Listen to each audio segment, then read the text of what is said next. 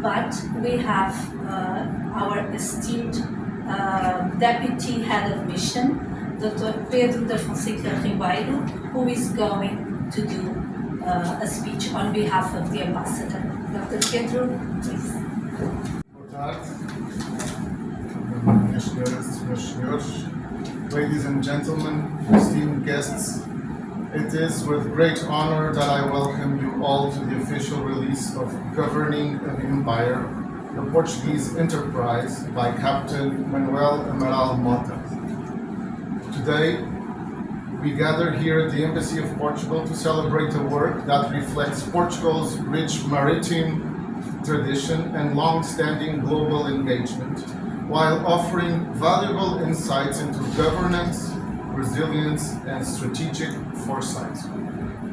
Portugal's history of navigation and exploration spans many centuries and represents a unique journey marked by adaptability, cultural encounters, and strategic innovation.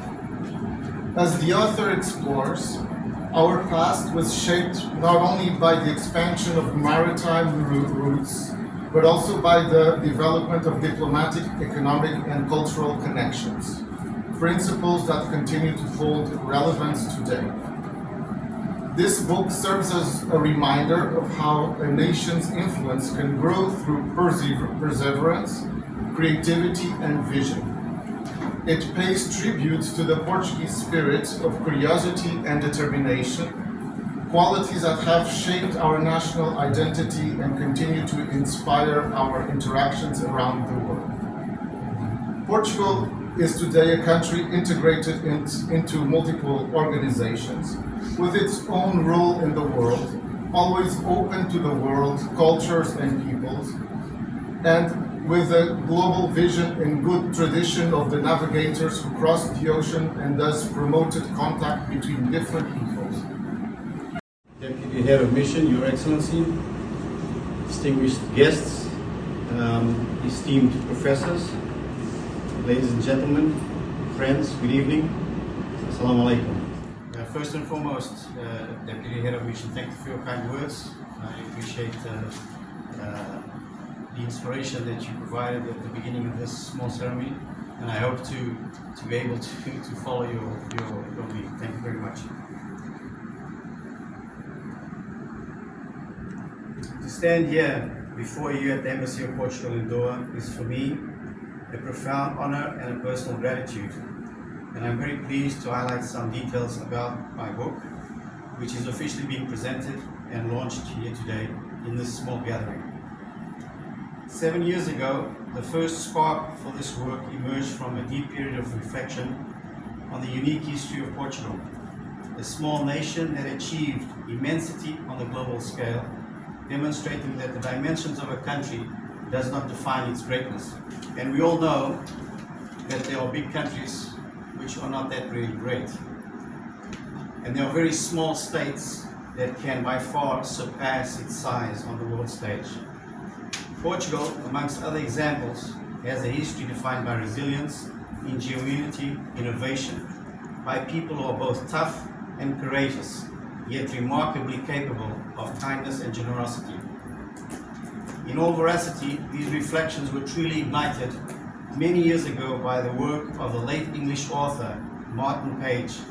In his insightful book, The First Global Village, How Portugal Transformed the World, published in 2002, he masterfully captures the essence of the Portuguese people and the profound influences Portugal made worldwide. Please allow me to quote his words from the back cover of the book. When Jonah was swallowed by the big fish, he was just trying to escape to the land which is now Portugal. It was here that Annabelle found warriors, weapons, and gold that made his march on Rome possible, and Julius Caesar, the fortune which allowed him the conquest of Gaul and Britain. During the High Middle Ages, most northern Arab rulers put Portugal amongst the most advanced civilizations in the world. After the conquest of Lisbon, with the help of the Normans, the new Portugal led Venice to bankruptcy and became the richest nation in Europe.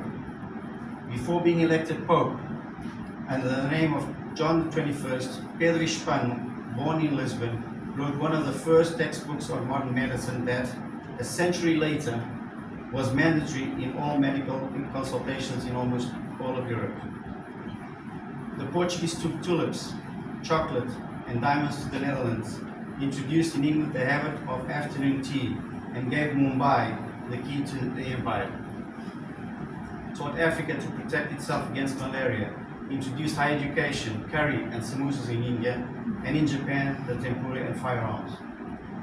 When I read these words, maybe a little romantic and somewhat poetic, and some of which are nevertheless historically debatable, my eyes did, however, widen in awe, and I think my heart missed a beat. How was it possible for such a tiny nation to govern one of the longest lasting and most influential empires in modern history? How was this ever possible to be maintained for almost 6 centuries? How was this achieved with relative serenity and, above all, with significant consent by the majority of the people in those territories? This was definitely not clear to me, and the history lessons that I learned up until then did not shed any light on these issues. Truly puzzled, I was then taken on a very determined quest for discovery. Over the years, this quest was interrupted many times, either because of the unfortunate circumstance of COVID-19, or due to professional reasons, or most significantly, because my free time was taken up by the most extraordinary experience of being a father again to my beautiful son. Nevertheless, the answers I slowly uncovered revealed that Portugal's success was not solely rooted in military strength, but in strategic governance, resilience, and the extraordinary ability to forge enduring relationships with diverse peoples, cultures, religions, and all sorts of colors of the human race. This demeanor of emotional and rational intelligence, strategic foresight, adaptability, diplomacy, and cultural sensitivity were the foundations upon which Portugal did not only build but sustain its empire for so long. I am confident that when Elizabeth presents the book in a while, it will deepen this understanding and spike your intellectual curiosity. This enterprise, my first and perhaps my only, is wholeheartedly dedicated to my family. To Charlene, whose rich Asian, African, and European miscegenated heritage inspired this journey. To my children, Sarah and Sebastian, who I believe with all my heart carry within them the very fiery spirit of discovery and resilience that once defined the Portuguese sailors and explorers of centuries past. To all of those who in the past, with enormous courage, refined science and unshakable faith, gave new worlds to the world as they crossed uncharted oceans, confronting superstitions, sea monsters, and the overwhelming fear that at some point they would fall off the edge of the earth. To them, I owe them the deepest respect. This book is also a tribute to my late parents, Manuel and Anita, whose incredibly challenging and remarkable life journeys in Africa and Brazil, marked by triumph and many, many hardships, not only makes me feel proud to be their son, but also helped to shape this narrative. A todos os convidados da lusofonia aqui presentes, a vossa presença muito me honra e que agradeço sensibilizado. Comungamos todos de grandes heranças geracionais, culturais e sociais, e que é especialmente, mas não exclusivamente, partilhada por todas as nações que fazem parte da comunidade do país da língua portuguesa. O nosso legado comum, tão rico e tão diversificado, oferece-nos tanta sabedoria e imensa história, muitas vezes severa e cruel, mas seguramente, muito mais sensível, delicada e humana. Desejo que cada um de nós, enquanto indivíduos, tire desse legado o maior proveito em benefício de um futuro coletivo melhor, particularmente para os nossos filhos, a quem deixamos ricas heranças geracionais, muitos sonhos por realizar e almas para encher. Bem-ajam pela vossa presença. Muito obrigado. My dear friends, to those who are here this evening and to all of those that unfortunately cannot be present for unsurpassable reasons, each one of you, in your own unique way, has been a true friend and an incredible source of support. Your kindness and generosity have made my life not only easier, but also so much richer since the very first day I arrived to Qatar in October 2023. On behalf of my family and myself, I extend our heartfelt thanks and deepest appreciation to each and every single one of you. particularly to my Qatari brothers and sisters. If nothing else tonight, please take away with you one thought. Territorial dimension is not synonymous to greatness. Just like Portugal in the past, Qatar at present is proving to the world that small countries, under good leadership, intelligence, strength and kindness can be so relevant on the global stage. Qatar is an extremely relevant actor, not only particularly within world diplomacy, but within the system of international relations, and we all should be very grateful for that valuable role. Shukran jazilan. Not to test your patience much longer, allow me to share one final reflection. My sincere hope to those who read this book may feel inspired, but also gently encouraged and to pause and to reflect on the rich tapestry of our shared human history, on the countless intersections between peoples and cultures, and on the universal ties that bind us all. After all, regardless of where we come from or what we believe in, each one of us carries a heart that only beats about 100,000 times a day, only. If this work can serve as a small beacon for those who will continue to pursue our still unfinished dreams and shape the world of tomorrow, then it will have fulfilled its purpose. On a special note, I wish to express my deepest gratitude.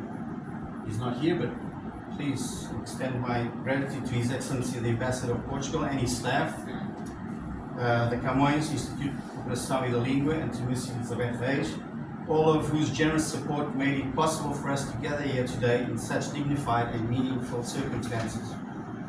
Please allow me to end my intervention with a very small poem of one of our most prominent poets, Fernando Pessoa, which is my wife's favorite poet. O salty sea, how much of your salt are tears of Portugal? How many mothers wept to go across you? How many sons prayed in vain? How many brides were left unmarried? So you could be ours, O sea. Was it worth it? Everything is worth it, if the soul of who does it is not small. Whoever wants to go beyond the cape must also go beyond sorrow. God gave danger and the abyss to the sea, but in it He mirrored the sky. Thank you so much for your patience. Thank you for your time. Thank you for being here.